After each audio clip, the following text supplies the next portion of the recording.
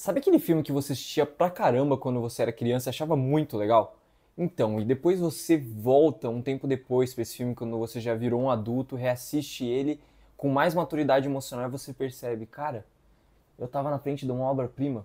Pois é, esse é Quase Famosos, de Cameron Crowe, que é aquele tipo de filme que parece que fica esperando você crescer, até que de repente ele vem, você reassiste e ele quebra sua cara com muita e muita classe.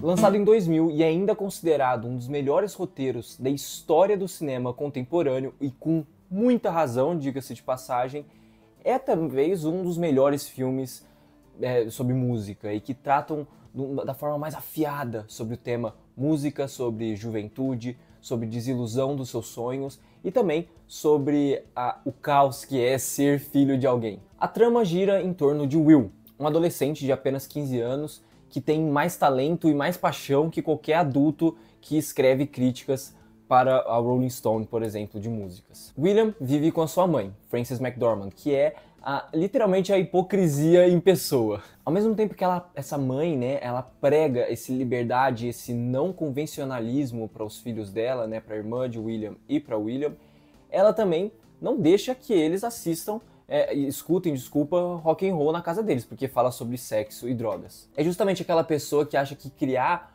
os seus filhos em bolhas ideológicas não vai deixar com que eles fujam de casa ou sumam de casa de uma vez e vão viver seus próprios sonhos e vão poder cair de cabeça no chão errando na sua vida, né? É esse tipo de pessoa que ela é, mas ao mesmo tempo com muito charme. E essa é a parte legal do filme. O filme não trata a mãe do filme como uma vilã, mas sim com muito carinho, com muita atenção e com humor, muitas vezes. Will consegue, com uma sem vergonha na cara e muito, mas muito carisma e doçura, consegue finalmente uma matéria para ele escrever para aquela revista tão famosa, a Rolling Stone. Ele então vai escrever uma matéria crítica sobre a banda Stillwater, que é uma banda ficcional criada especificamente para o filme, que vai tentar fazer uma réplica ali do Led Zeppelin, e ele vai acompanhar eles em uma turnê chamada justamente Quase Famosos. O filme vai se passar em 73, ou seja, vai ter muita música boa por aí. E no caminho, ele vai conhecer Penny Lane, que é uma groupie, que por mais que não aceite ser chamada de groupie ou tiete, ela é. E aí traz toda a complexidade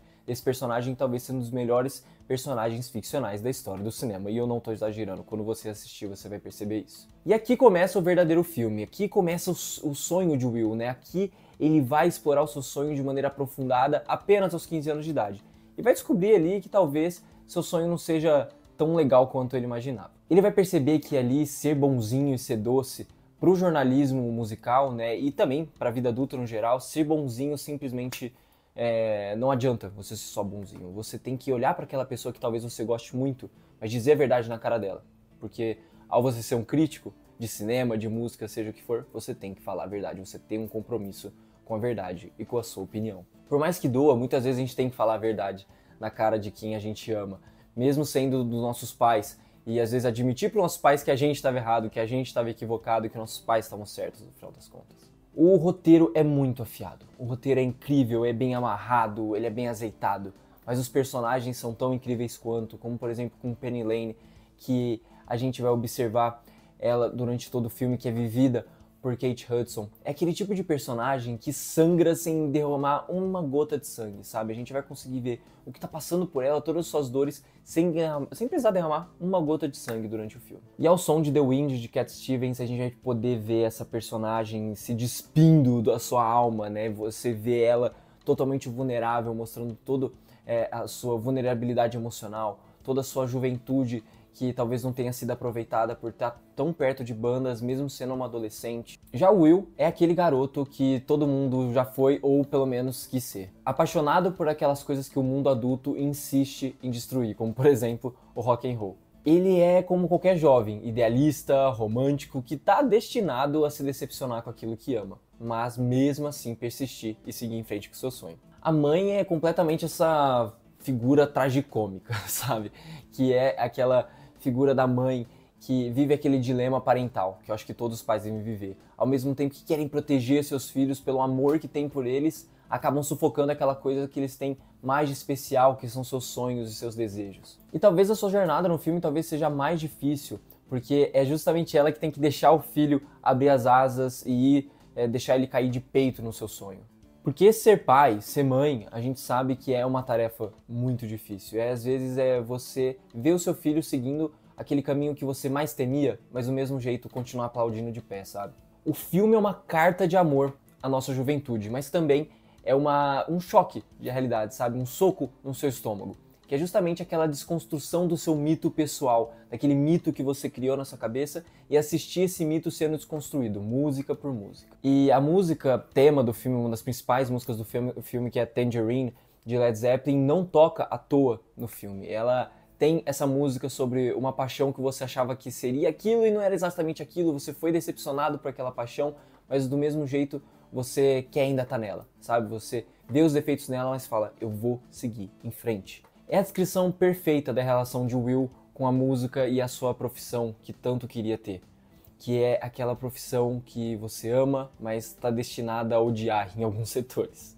E aí temos a famosa cena de Tiny Dancer no ônibus, né? Que talvez seja um dos melhores needle drops da história do cinema, em que a gente fica com 4 minutos simplesmente suspensos apenas em harmonia. É aquele momento que o cinema encontra a música de maneira perfeita, sabe? E fala aquela mensagem pra gente, respira, ainda vale a pena. É aquele momento da história que mesmo quando tá todo mundo ali desafinado, destruído, depois de tantas derrotas, eles escutam a música, cantam Hold Me Closer, Tiny Dancer, e eles escutam e eles decidem ali seguir em frente, sabe? É uma coisa tão bonita, é uma cena tão bonita. E é aquele uso de música que eu sempre falo aqui.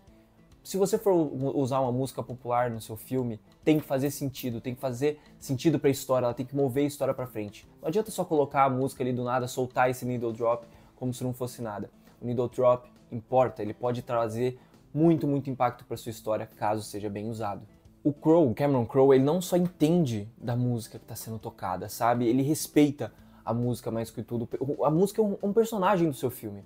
É um personagem que tá lá para mover a história para frente, uma extensão emocional dos outros personagens também. É como se aquela agulha da vitrola caísse no peito de cada um dos personagens, no coração de cada um dos personagens, e o perfurassem direto, assim, sem anestesia nenhuma. E as músicas expõem tudo que esses personagens incríveis são. Se eu pudesse escolher um filme pra fazer na minha vida, eu acho que teria sido esse filme, sabe? Pra mim é meu estilo de filme favorito. Aquele tipo de filme, um coming of age, que tem alma de vinil, drama e comédia, que dançam ali um com o outro como se fosse uma dança de bêbado, sabe? Que te deixa completamente em êxtase durante o filme todo.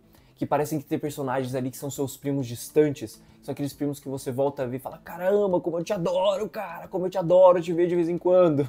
É aquela narrativa que tem um ritmo tão bom, cara, que ela te pega na mão e te leva junto durante 2 horas, nem parece que foi, e de repente ela pega e pau, acaba com um soco no teu estômago. Parece que você tá ouvindo, sei lá, um riff, um solo do Jimmy Page, do Led Zeppelin, e você fica completamente maluco até o final da música. Quase Famosos é aquele tipo de filme que aqueles pais mais conservadores querem evitar mostrar pros filhos porque sabem que vai acender uma faísca no teu filho que talvez você não queira que seja acesa tão cedo, sabe? É perigoso, esse filme é perigoso, um filme perigoso. Por quê? Porque é um filme honesto, assim como todos os filmes deveriam ser. Porque ele mostra a realidade das situações, sabe? Eles mostram que talvez seus sonhos possam ser a pior ideia possível, mas que ainda assim vale cada segundo. Se eu fosse resumir esse filme em apenas uma frase, seria cheio de coração, mas cheio de ruído. Como toda grande música deve ser. Porque a perfeição demais é chata, sabe? A perfeição demais é chata. O Cameron Crowe escreveu esse roteiro com o coração dele, escreveu com a alma dele. E quando você escreve com alma, quando você faz o seu filme com alma, algumas coisas podem até desafinar um pouquinho, sabe? Mas ainda assim, ele vai ressoar completamente.